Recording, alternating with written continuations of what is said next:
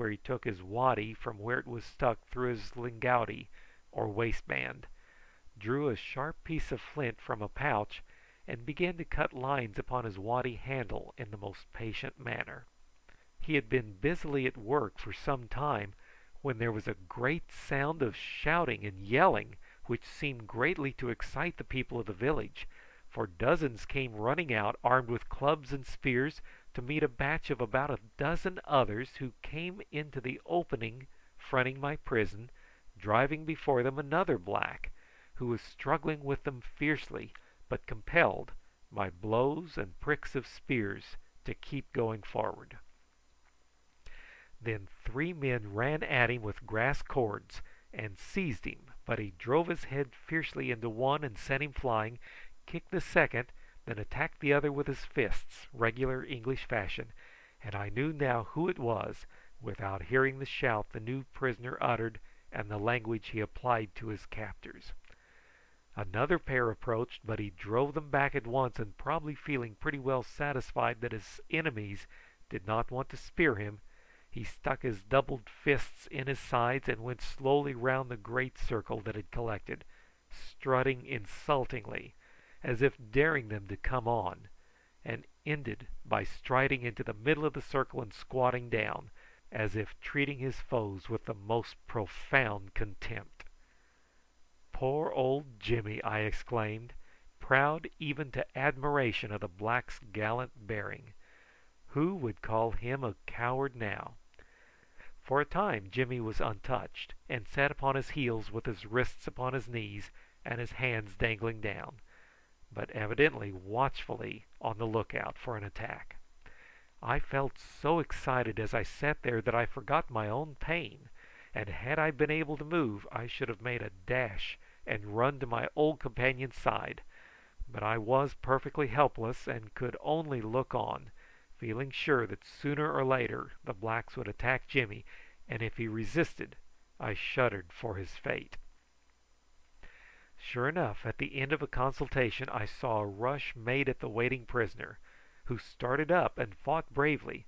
but he seemed to disappear at once, the little crowd heaving and swaying here and there, and ending by seeming to group itself under a tall tree, from which they at last fell away, and then it was that my heart began to beat less painfully and I breathed more freely,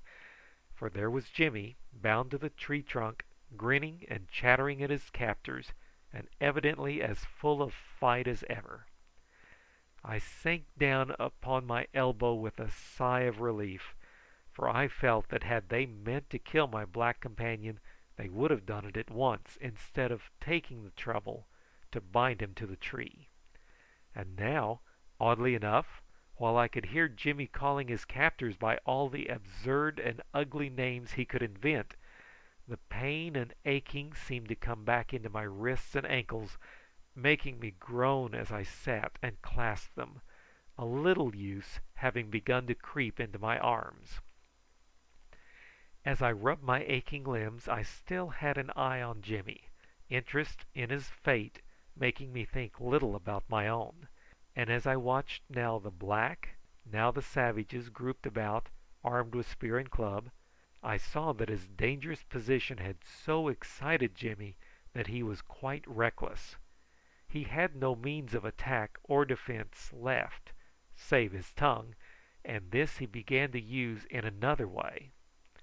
He had abused his captors till he had exhausted his list of available words, and now in token of derision he gave me another instance to study of the childish nature of even a grown-up savage, for, tied up helplessly there, he put out his tongue at his enemies, thrust it into his cheeks, and displayed it in a variety of ways. Jimmy was possessed of a very long tongue, unusually large for a human being, and this he shot out, turned down,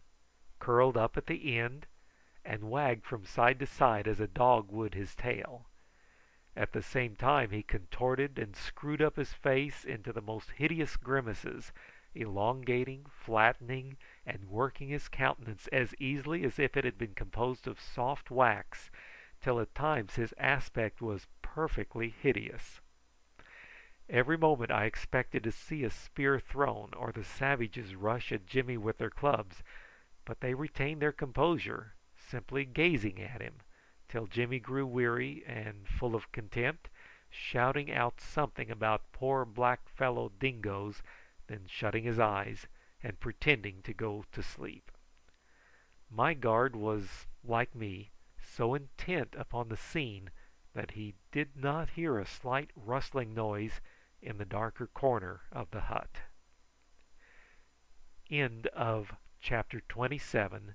How I found that I had a fellow prisoner.